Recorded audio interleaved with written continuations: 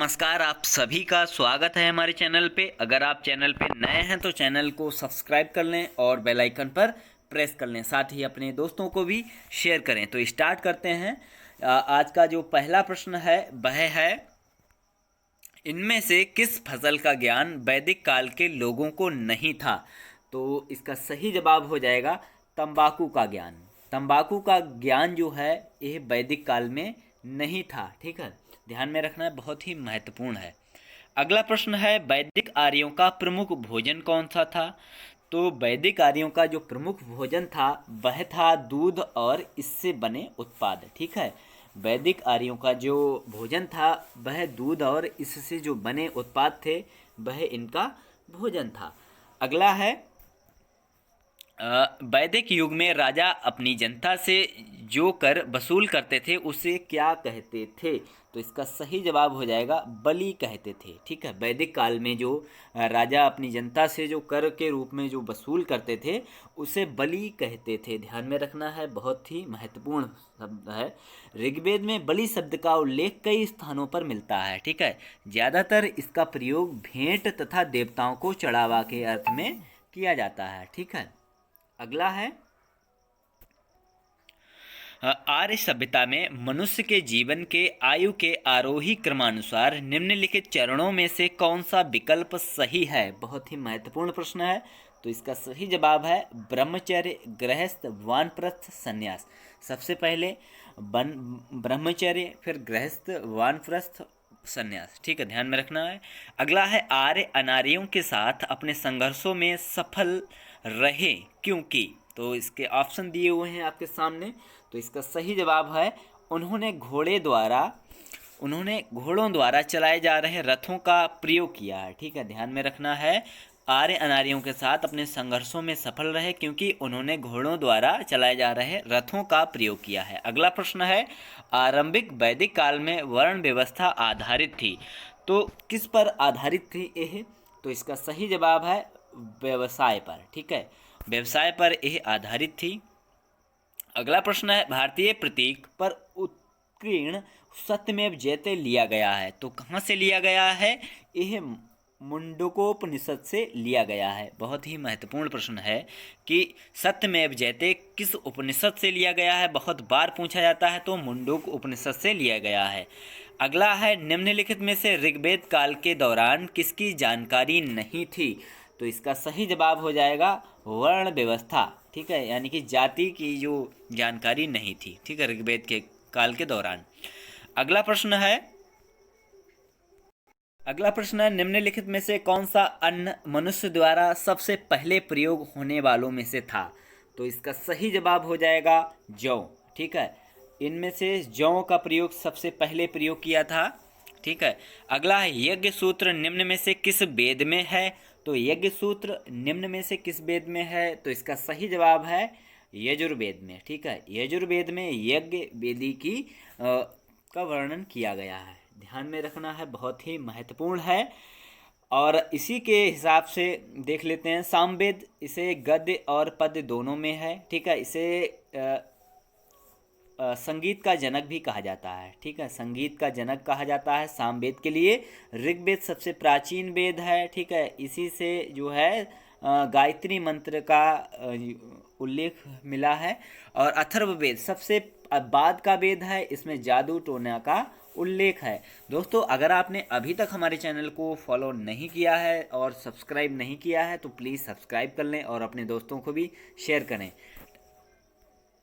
अगला है, जुरेशिक काल का माना गया पूरी तरह तैयार वृक्षीय फॉसिल कहाँ पाया गया है? तो इसका सही जवाब हो जाएगा छत्तीसगढ़ में। ठीक है, छत्तीसगढ़ में यह पाया गया है। वर्ष 2012 में छत्तीसगढ़ के सरगुजा के शंकरपुर गांव में जुरासिक युग के वृक्ष जीवाश्म यानी ट्री फॉसिल्स पाए गए हैं। इस इलाके में 6 फॉसिल्स मिले हैं। ठीक है, अगला है, सिंधु घाटी सभ्यता की लिपि कौन सी है? तो सिंधु घाटी सभ्यता की जो लिपि है वह अज्ञात है, अभी तक इसकी जानकारी नहीं हुई है। सिंधु लिपि अभी तक अज्ञात है। सिंधु लिपि की भांति ही उसकी जो भाषा भी अज्ञात ही है। ठीक है, लिपि और भाषा दोनों ही अज्ञात हैं। अगर भाषा मिल जाएगी तो लिपि का भी ज्ञान हो जाएगा। ठीक है, अगला है निम्नलिखित में से कौन सी जनजातीय सभा निम्नलिखित में से कौन सी जनजातीय सभा सामान्य रूप से जनजातीय सरदार यानी कि मुखिया के चुनाव में शामिल होती थी? तो इसका सही जवाब है समिति। ठीक है, समिति जो है मुखिया के चुनाव में शामिल होती थी। अगला प्रश्न है उपनिषद शब्द का शाब्दिक रूप से अर्थ क्या होता है? उपनिषद का पूछा गया है, तो इसका सही जवाब हो जाएगा पास बैठना। ठीक है, उपनिषद का शाब्दिक अर्थ है समीप बैठना या पास बैठना। ठीक है, अर्थात ब्रह्म विद्या को प्राप्त करने के लिए गुरु के समीप बैठना। ठीक है, जब कोई ज्ञान प्राप्त करता है तो गुरु के समीप ही तो जाता है, पास जाता है, वहाँ पे ही बैठ के ज्ञान की प्राप्ति होती है। ध्यान में रखना है, बहुत ही महत्वपूर्ण है। अगला प्रश्न है निम्नलिखित वैदिक संहिताओं में से भारतीय संगीत का उद्गम किसमें से खोजा जा सकता है? तो आप सभी को पता है यह सामवेद। ठीक है, गद्य और पद्य दोनों में है सामवेद, और मैंने पहले ही बता दिया इसे संगीत का जनक भी कहा जाता है। इसकी ऋचाओं का गान करने वाले ब्राह्मणों को उद्गार्त कहते हैं। बहुत ही महत्वपूर्ण है। वेदों में सामवेद को भारतीय संगीत का जनक कहा जाता है, आपको पहले ही बता दिया है। अगला प्रश्न है आर्यन जनजातियों की प्राचीनतम बस्ती कहाँ है? तो इसका सही जवाब है सप्त सिंधु। सप्त सिंधु में यह एक बस्ती है, और वह क्षेत्र जहाँ लगभग 1500 ईसा पूर्व आर्यों ने अपने निवास स्थल के रूप में अपनाया। ठीक है, वह स्थान था सप्त सिंधु। 7 नदियों का क्षेत्र यह होता है। इस क्षेत्र को ब्रह्मवर्त भी कहा जाता है। ध्यान में रखना है, बहुत ही महत्वपूर्ण है। अगला है सिंधु घाटी सभ्यता का गोदीबाड़ा लोथल यहाँ स्थित है। तो कहाँ पे स्थित है? तो यह गुजरात में स्थित है। गुजरात की राजधानी आप सभी को पता होगी गांधीनगर है। लोथल गुजरात के वाल क्षेत्र में स्थित है। ये अहमदाबाद जिले के ढोलका तालुक में सर्गवाला ग्राम के नज़दीक स्थित है। लोथल का निकटतम नगर ढोलका और बगोदरा है, ध्यान में रखना है। और लोथल हड़प्पा सभ्यता का महत्वपूर्ण बंदरगाह है। लोथल जो है ये हड़प्पा सभ्यता का इम्पोर्टेंट, ठीक है, बंदरगाह है। तो दोस्तों, अगर आपने अभी तक हमारे चैनल को सब्सक्राइब नहीं किया है तो प्लीज़ सब्सक्राइब जरूर कर लें। अगला प्रश्न है निम्नलिखित में से किस देश ने भारत से मोहनजोदड़ो से प्रसिद्ध नर्तक कन्या की प्रतिमा वापस देने के लिए कहा है? तो इसका सही जवाब हो जाएगा पाकिस्तान। ठीक है, पाकिस्तान ने जो है जो नर्तक कन्या की मूर्ति थी, ठीक है, प्रतिमा थी, उसको वापस देने के लिए कह दिया है। अगला है सिंधु अर्थव्यवस्था की ताकत क्या थी? तो सिंधु अर्थव्यवस्था की जो ताकत थी वह थी कृषि। ठीक है, और अधिकांश समकालीन सभ्यताओं के लिए समान कृषि सिंधु अर्थव्यवस्था की रीढ़ थी। लोग लकड़ी से बने हलों का प्रयोग करते थे। जौ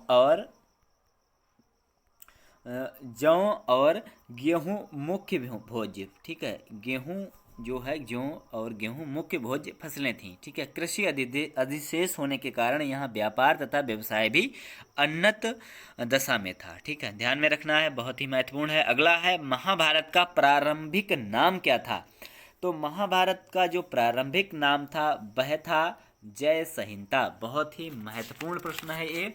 महाभारत का प्राचीन नाम जो था, मूल नाम था जय संहिता। यह नाम वेद व्यास द्वारा रखा गया था। आरंभ में इसे केवल 8800 श्लोक थे।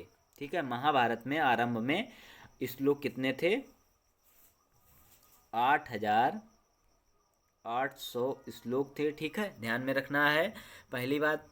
और गणेश द्वारा लिखित श्लोकों का मूल नाम जय था। ठीक है, बाद में कई कहानियों को जोड़कर पुस्तक के श्लोकों की कुल संख्या कितनी हो गई? 1 लाख हो गई। ठीक है, पुस्तक में जो टोटल मिला के कितनी हो गई? 1 लाख हो गई।